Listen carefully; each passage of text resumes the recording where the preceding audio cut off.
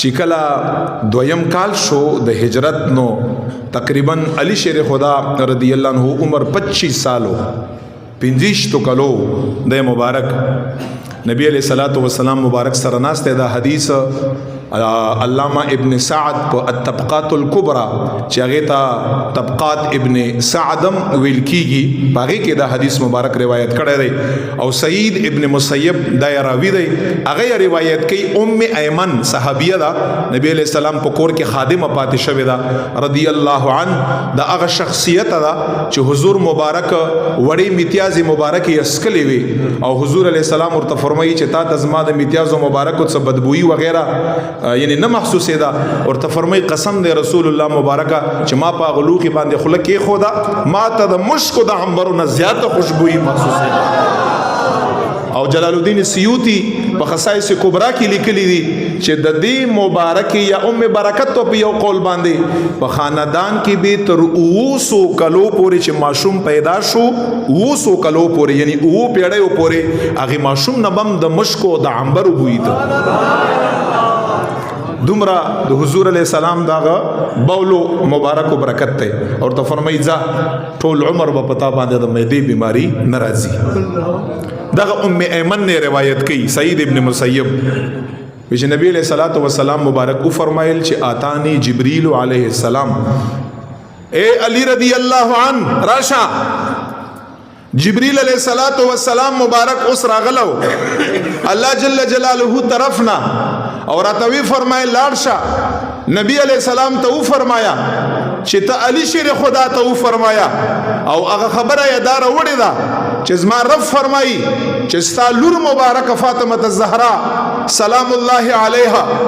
اغاز ما په اسمانونو کې د څلويخت زره فرشتو په موجودګۍ کې په اسمانونو کې د اغي نکاح ما په خپل باندې علی شیر خدا سره تړلې ده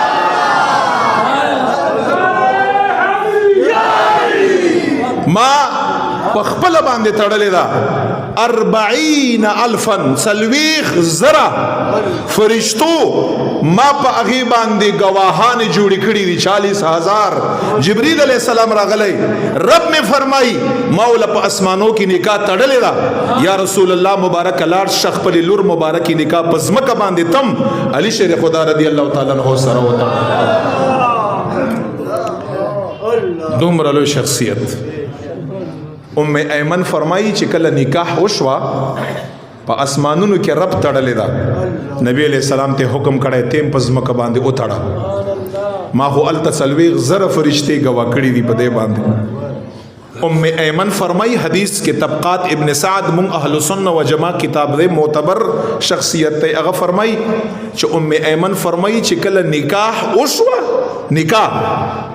حضور مبارک علی شیر خدا مبارک کور لراغی فاطمه الزهرا مبارک یا راوړه علی شیر خدا سے پکور کی یقینا ولا د مبارک مر سره پخپل راغی زکه ډیره پګرانه و سبوی الفاطمه بدعه مني فاطمه مبارکه زما د زړه ټوکړه د پیغمبر علی السلام فرمایي دومره پګرانه و او سیدہ نساء اهل الجنه د ټولو د زنانو سردار به په ورځ د قیامت او په جنت کې لوی شخصیت عفیفه طاهره زاهده عابده مخدومه نبی علیہ السلام وی چراغی په دروازه باندې دروازه وټکولا ورته فرمای یا اخی از ما رورا علی شیر خدا ته ما ته اجازه شتا ز درشم ورته فرمای راشه ورته وای چې زما بچی راغلی نکاح شوی ته زر لا شاغه ته حاضری وکړه زکه دا به د يهودو طریقې دا وسه مونږ تاسو دا طریقه کو ډیر لیټ په دغه شپه باندې چې کله ناوی کور ته راوړی شي نو ډیر لیټ انسان کور ته ځیاغه 1 بجه 2 بجې دا د يهودو طریقه دا حضور علی السلام مبارک ماته فرمایل وختي لا شزر لا شه ایمن فرمایي چې زم ولاړم چې ما ورته فرمایل یا رسول الله مبارک استا رور دلته څوک دی چې تا وی چې یا اخی ورته فرمایي علی رضی الله عنه زما رور دی کنه ورته فرمایي ایمن چې اوس خو ستا خپل لور مبارک نکاح هغه سره وکړه نو خپل رور سره خو څوک د بچی نکاح نه کا دا تا څنګه رور دی او ام ایمن رضی الله عنها بس علی شیر خدا د زما رور دی ورته فرمایي ته په دې کې دا مو وایې چې زما هغه رور دی چې کوم رور سره نکاح د چا نه جایز او چې دا غي نه پس یې څووي یو لوخه راوړی حضور علی السلام مبارک د الفاظ واوري لوخه راوړ خپل پاک لاسونه مبارک یې پاغ لوخي کې په اوبو باندې وینځل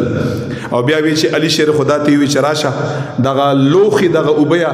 اول په مخ باندې ولا واچولې بیا یو له په اوګو باندې واچولې په کتفین باندې حدیث کې راځي بیا فاطمه الزهرا تی ما بچیم را ولا ام ایمن فرمای چې بالکل کپڑا کې دا سراتاو فاطمه الزهرا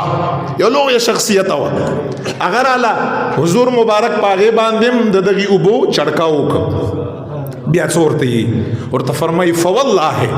خپل لور ته مبارک تا ما د الله باندې قسمی چې ستانی کا ما په خپل خاندان کې ټولو نه بهتر شخصیت سره کړي دینه بهتر شخصیت د زما په خاندان کې هیڅ څوک نشته ورته فرمای ټولنا بهتر شخصیت زما په خاندان کې فوالله ما په الله قسمی چې زما په خاندان کې دنه بهتر شخصیت څوک نشته ورته فرمایي دا ام ایمن فرمایي رضی الله عنها چې زب په خپل باندې موجود ما چې دا خبره رسول کریم آقا علیه الصلاۃ والسلام وکړه